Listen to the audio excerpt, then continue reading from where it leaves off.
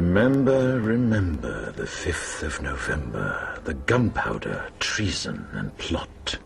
I know of no reason why the gunpowder treason should ever be forgot. And so goes the famous words said by V in the graphic novel turned film V for Vendetta. The story, set in a dystopian post-Holocaust Britain, saw its main protagonist V incite a revolt against its totalitarian government. The graphic novel brought weight and depth to the comic book medium, and its artist David Lloyd was the man that first rendered the art for the world to see.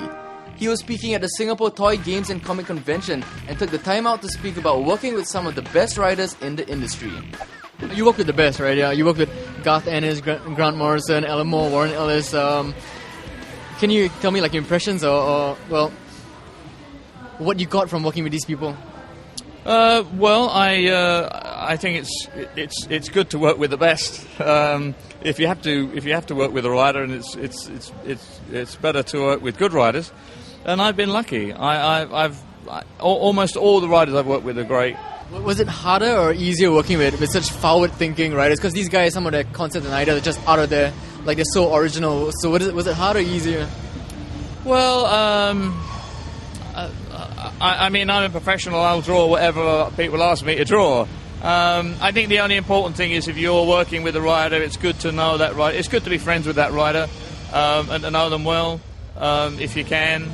Garth, I've known for a long time. Jamie, Alan. I don't keep in touch with him, but I mean, I worked with him years ago and very much enjoyed it. I think you've got to have some sort of fellow feeling with the writer. That's a good idea.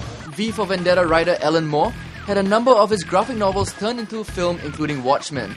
But a strong advocate for the comic book medium, Moore was disappointed with how 2 of his earlier graphic novels were made. After watching From Hell and The League of Extraordinary Gentlemen, Moore washed his hands clean of the filmmaking process and refused to be credited in future film adaptations of his work. We asked David Lloyd his thoughts on Moore.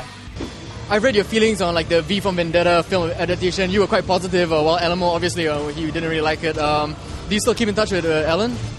No, as a matter of fact. But then when I worked with him, we didn't socialise because he lived in Northampton.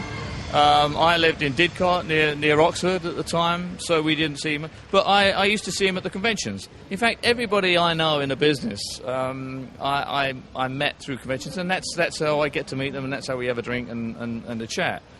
When Alan stopped coming to conventions because he was getting mobbed because he became so famous, then I kind of like didn't get a chance to talk to him anymore. But, he's going off and doing his own thing like we all are, so... Why do you think he was so adverse to, like, the adaptations of his books? Well, I mean,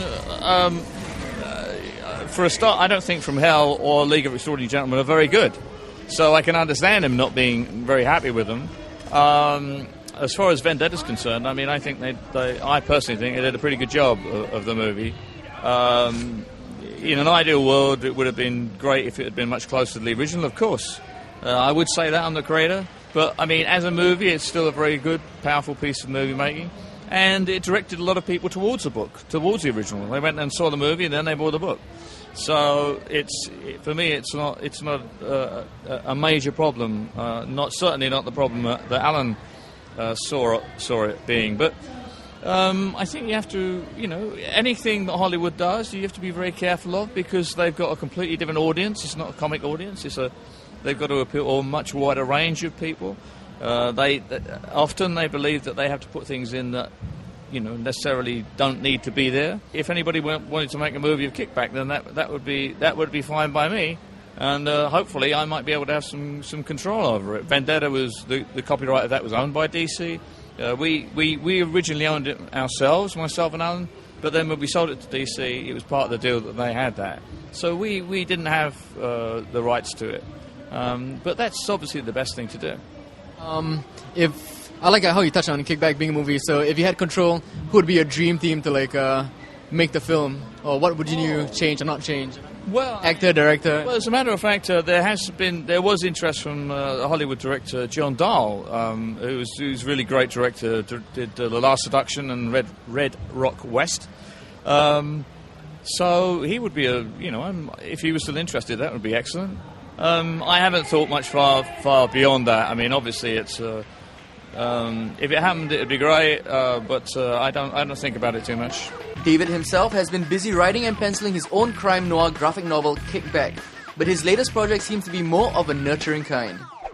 What I'm actually involved in England right now is promoting a new educational website called Cartoon Classroom, cartoonclassroom.co.uk, which aims to centralise all the information there is on the study of sequential art and cartoons in UK and Ireland. Your capacity in a cartoon classroom is like sort of like a consultant, a dean, or you head the project? Well, I put a lot of material on there, just fill in the blanks, put details like art colleges that have courses in sequential art, libraries and museums that have collections that people can go and see.